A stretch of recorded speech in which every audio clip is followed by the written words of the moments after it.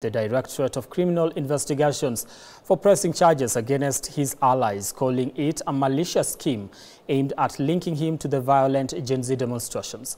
Gachagua further claims that this move is an attempt to tarnish his reputation and lay the groundwork for an impeachment motion.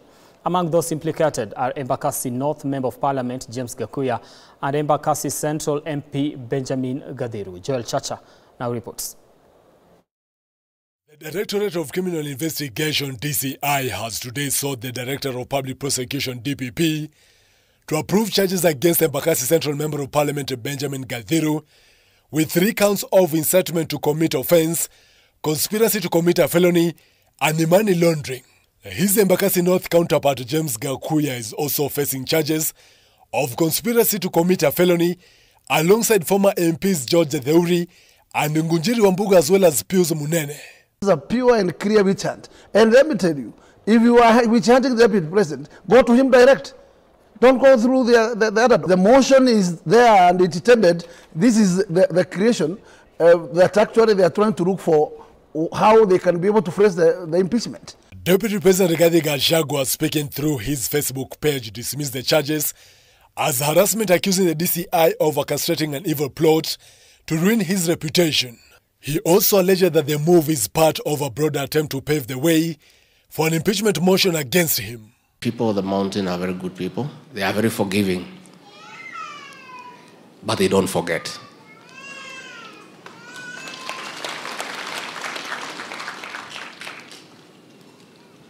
I appeal to everybody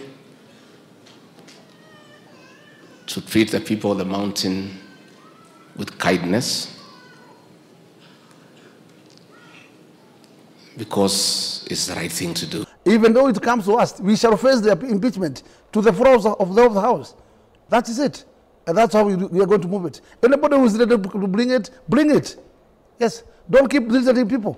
Happen, and we cannot keep threatened. Meanwhile, the Gikuyu, Embu, Meru, and Akamba Gema Association has come to Gachagua's defense, urging MPs from the region to reject any impeachment motion that may be brought to Parliament. Elected leaders from Mount Kenya who have been propagating divisive propaganda, A, to cease their attacks on the deputy president forthwith. B, to stop conniving to sponsor an impeachment motion against the deputy president and to drop their mischief forthwith. C, in the event that the threat to sponsor an impeachment motion against His Excellency Rigathi Gachagua is carried out by others, we urge all the elected leaders with roots in Mount Kenya to vote against the motion. It remains to be seen whether Gachagua's allies will be arrested and charged, and if the impeachment motion against the deputy president will eventually be tabled in Parliament. Because we are elected by people like anybody else, and we have a right to serve the people of Kenya. Gachagua has a right. He was constitutionally elected. Yes, and if you think that you must eliminate Gachagua from power, and this is a machination done by the men and women from Central Kenya, it's not emanating from anywhere else. So the enemies of Gachagua are the Central Region members, and nobody else. Well, but I can tell you, they are just getting into the trap of the master, which is okay. Joel Chacha, K24 TV, Nairobi. Now to matters education, the ongoing university strike has officially come to an end today following a successful agreement between public university unions and their employers. The negotiations will lead to an increase in monthly basic salaries for university staff, with increments ranging from 7 to 10%. Additionally, the University Academic Staff Union will receive a 4% annual salary increment after the implementation of a 2-year collective bargaining agreement, which will be in effect from July 1st, 2023 to June 30th. Now, with this resolution, studies are expected to resume in learning institutions, as Anthony Kwemoi now reports. After 2 weeks of striking and learning disruption in public university institutions, a deal was brokered today. We have taken the low-hanging fruits. The rest of issues will be completed in 1 month's time. In a negotiation that lasted nearly 6 hours, representatives from the Interpublic Universities Council Consultative Forum, the Federation of Kenya Employers, and the three major university unions, UASU, the Kenya University Staff Union, KUSU, and the Kenya Union of Domestic, Hotels, Educational Institutions, Hospitals and Allied Workers, agreed on salary increments of 7 to 10%. The union shall immediately call off the industrial action upon the execution of this agreement, and will be signing the agreement in front of you right now. Pay the basic monthly salary at the rates advised by the government with the interministerial committee as follows. For grades 13, 14 and 15 at 7%, and for grades 10, 11 and 12 at 10%. I want to thank the Minister for Treasury, Honorable Mbadi, for agreeing, and we've consulted him, we've been on phone with him, we've talked with Treasury, with SRC, with everybody who was involved, and we've looked for money, and we've been able to add slightly more money than what was given to enable us to strike this deal.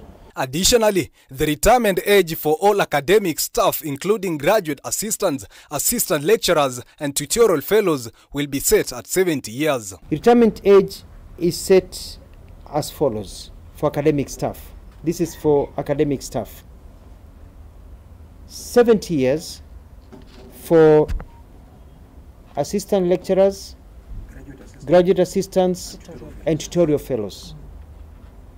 74 years for lecturers, associate professors, and professors.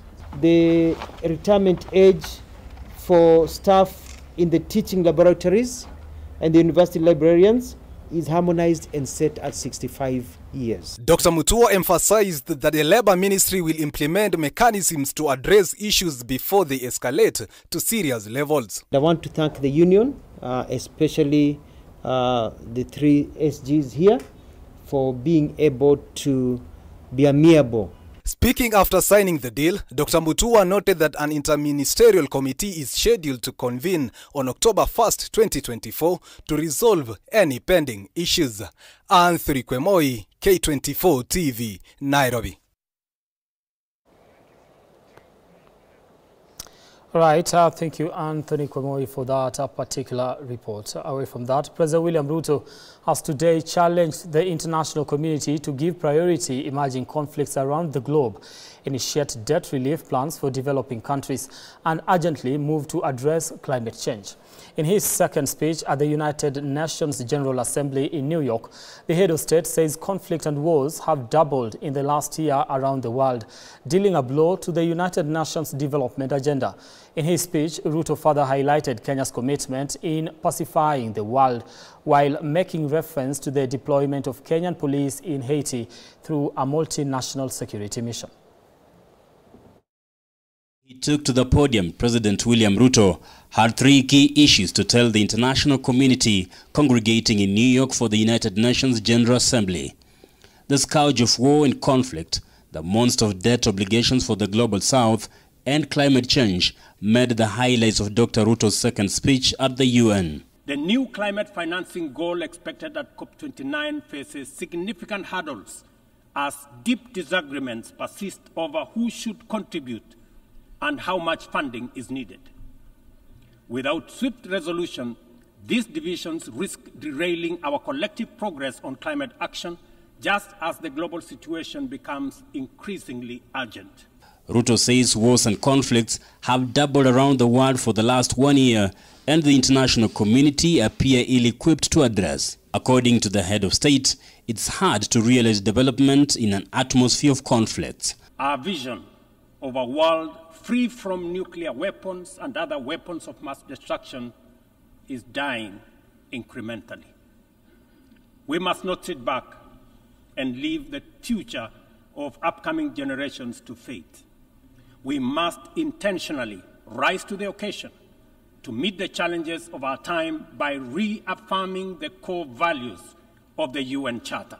President Ruto noted Kenya has continued to contribute immensely toward peace, and the intervention in Haiti was yielding hope for the citizens of the Caribbean nation. We are committed to continuing to mediate, facilitate, and support peace initiatives and processes in our region, contributing to regional peace operations and the UN peacekeeping missions. At the same time, Dr. Ruto challenged the United Nations Security Council to reconsider Africa's representation in the all-powerful council, saying the continent is underrepresented.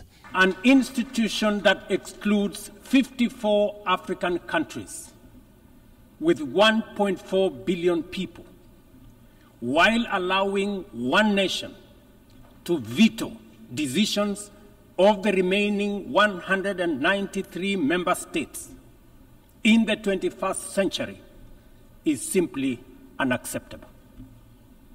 We must urgently seek to make the Security Council representative, inclusive, transparent, democratic, effective, and accountable. In addition, Ruto lamented that many countries in the global south can barely render crucial services like education and health to their citizens since they are burdened by the yoke of debt. While challenges remain, such as resistance to regulating production and banning harmful chemicals, we must push forward with a strong political will to ensure that we succeed.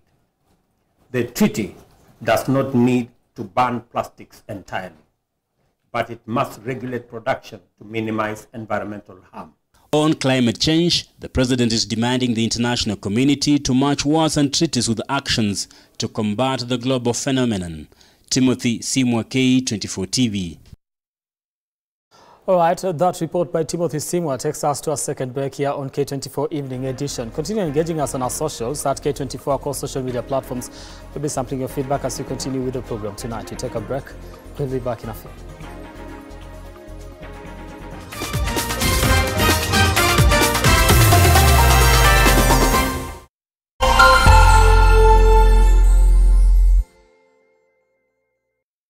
Back to the future. The future is simulate. Bet smarter. Win faster now. Be a winner. More at Bet. We love to share our cultures, and the one thing that unites us all, that celebrates precious moments, nurtures our Kenyan spirit, welcomes, and even inspires.